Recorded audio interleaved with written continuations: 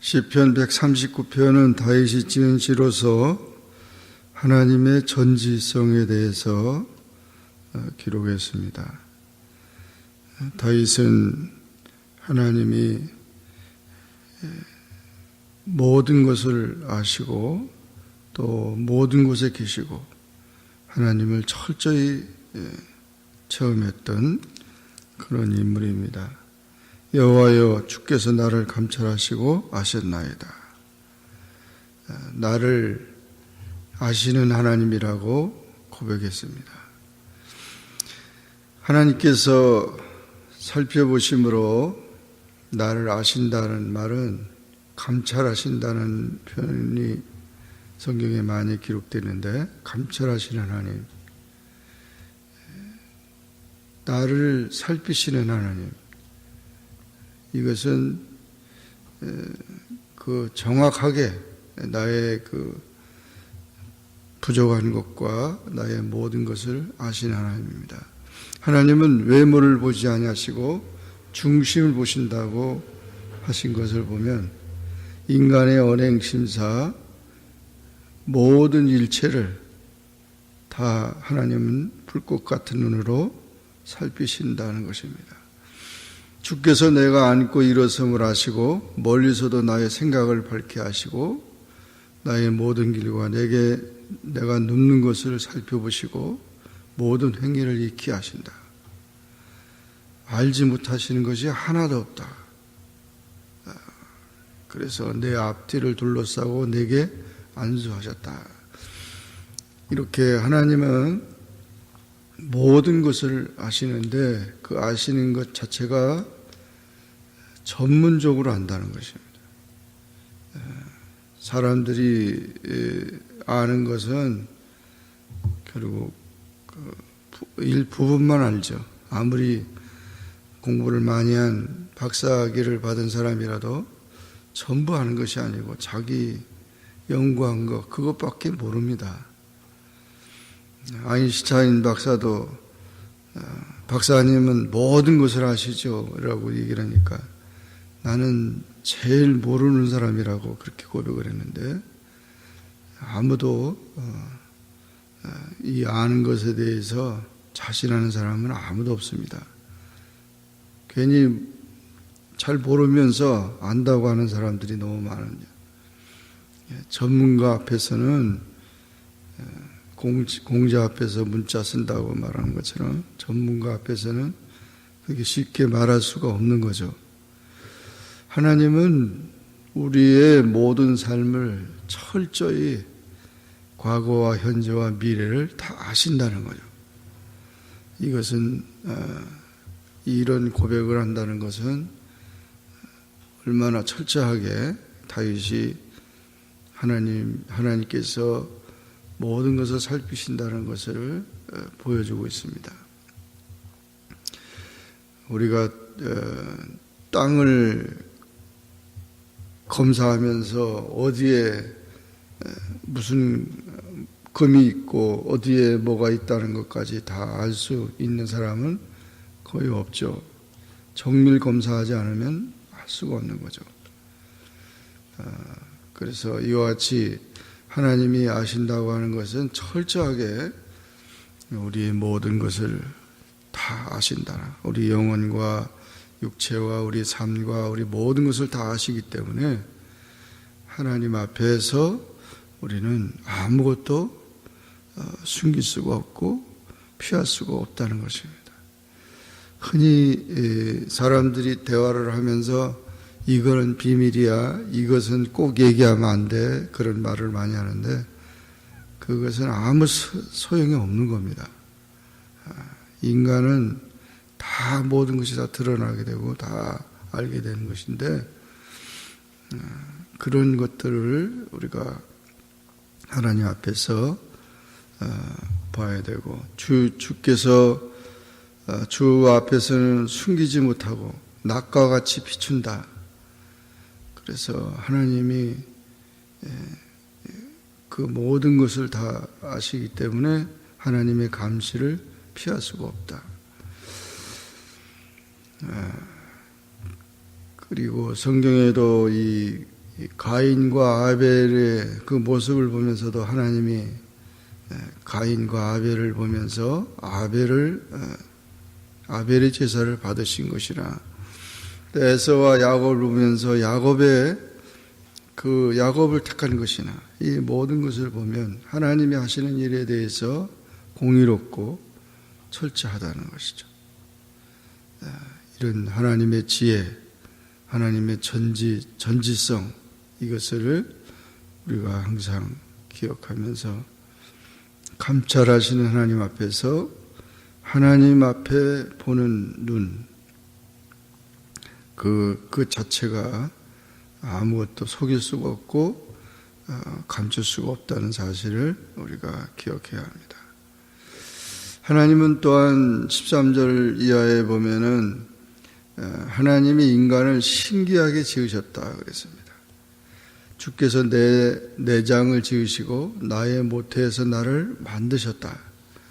하나님이 나를 만드셨기 때문에 그것이 지으심이 신심이 기묘하시기 때문에 기묘하게 지으셨다는 거예요. 내 영혼을 잘 아신다.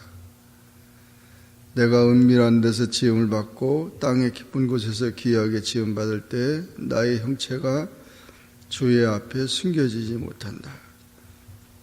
나를 창조하신 분이기 때문에 내 형질이 이루어지기 전에 주의 눈이 보셨으며 나를 위하여 정한 날이 하루도 되기 전에 주의 책에 다 기록했다. 그런지 사나 죽으나 우리는 주의 것이고 하나님이 우리를 예정하시고 택정하시고 그 모든 것을 다 아셨다는 것이죠. 이런 사실, 생명의 신비를 보면서 우리가 하나님의 생각이 보배롭다. 하나님이여 주의 생각이 내게 어찌 그리 보배로우신지요. 하나님의 생각을 생각하면 그 모래보다도 많고 내가 깰 때에도 여전히 주와 함께 있다. 그러니까 하나님의 생각이 너무 아름답고 많으시다는 거예요. 주의 깊고 다양한 생각을 하신다는 거예요. 그러므로 우리가 이 사람들이 잘못된 생각, 행동 이 자체는 하나님의 생각을 너무 모르기 때문인 거죠. 인간의 생각은 그저 타락되고 더럽고 추한 것입니다. 육신의 생각은 사망에 이르게 됩니다. 근데 영의 생각은 생명과 안전이라고. 그러므로 언제나 우리는 하나님을 떠나 살 수 없고 또 하나님의 그 생각을 그 깊이 아는 것이 중요합니다. 누가복음 15장에 보면 탕자의 비유를 통해서 아버지의 생각은 아들을 불쌍히 여기고 아들이 돌아오는 아들을 환영하는 그런 아버지, 사랑의 아버지라는 거죠. 그래서 언제나 우리가 내 생각은 너희 생각보다 다르다. 인간이 요즘에 보면 뉴스에 보면 사람들이 그 모든 것이 다 드러나니까 그것을 감추려고 하다가 결국 그냥 그 건물 꼭대기에서 뛰어내려서 투신해서 자살을 하고 그러면서 모든 것이 다 자살로서 문제를 해결하려고 하는데 그게 거기서 해결되겠냐고요. 하나님 앞에서 반드시 심판을 받게 돼요. 지난번에 텍사스에서 그 미워하는 감정 가지고 교회에 들어가서 총을 쐈던 그런 일들, 그러면서 자기도 자살을 해버리는데 그런 모든 것에 대해서 하나님이 다 아시고 심판하신다는 거예요.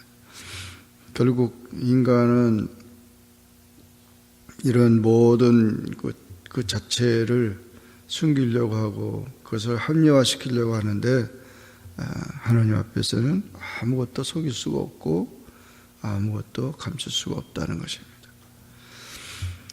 19절 이하에서 그래서 악인들을 반드시 하나님이 심판하신다는 것입니다. 하나님을 끝까지 대적하는 자는 멸망한다는 것입니다. 악인들을 주께서는 반드시 죽이신다. 피 흘리는 일을 즐기는 자들을 반드시 심판하신다. 주를 미워하는 자들을, 주를 치러 일하는 자들, 원수들을 하나님께서 심판하신다는 것입니다. 우리가 죄는 미워하나 죄인은 사랑합니다. 악인들에게 내리는 하나님의 심판이 분명히 있습니다. 우리가 원수를 오히려 사랑하라고 했지만 마귀는 대적하라고 했기 때문에 언제나 우리가 참 그런 악한 자들을 우리가 심판할 수는 없습니다. 하나님이 심판하시고 우리는 대적 마귀를 대적해야 됩니다. 마귀의 그런 모든 역사라든지 마귀의 그런 시험들을 물리쳐야 합니다. 주의 이름으로, 주의 능력으로 그렇게 물리쳐야 되고 하나님을 의지함으로 승리해야 합니다. 이렇게 다윗이 하나님의 전지전능성과 하나님의 편재성과 하나님의 그런 모든 뜻을 깨닫는 것처럼 오늘도 하나님 안에서 우리가 지혜를 얻고 또 평안을 얻고 하나님을 경외하는 자로 주님의 은혜 속에 살기를 주의 이름으로 축원합니다. 기도하겠습니다. 사랑의 하나님 아버지, 은혜를 감사합니다. 오늘도 주님 앞에 나와 기도하게 하시고 주의 말씀을 상고하게 하시니 감사합니다. 시편 139편에서 다윗이 고백한 것처럼 철저히 하나님은 나를 아시고 또 하나님 앞에서 숨길 것이 없으며 하나님은 모든 것을 아름답게 인도하시고 역사하시는 것을 믿고 악한 자들, 모든 마귀의 세력들을 물리치고 끝까지 주님을 영화롭게 하는 주님의 자녀로 살게 하여 주옵소서. 예수님의 이름으로 기도하옵나이다. 아멘. 하늘에 계신 우리 아버지여, 이름이 거룩히 여김을 받으시오며 나라에 임하옵시며 뜻이 하늘에서 이룬 것 같이 땅에서 이루어지이다. 오늘날 우리에게 일용할 양식을 주옵시고 우리가 우리에게 죄진 자를 사해 준 것 같이 우리 죄를 사하여 주옵시고 우리를 시험에 들게 하지 마옵시고 다만 악에서 구하옵소서. 대개 나라와 군사와 영광의 아버지께 영원히 있사옵나이다. 아멘.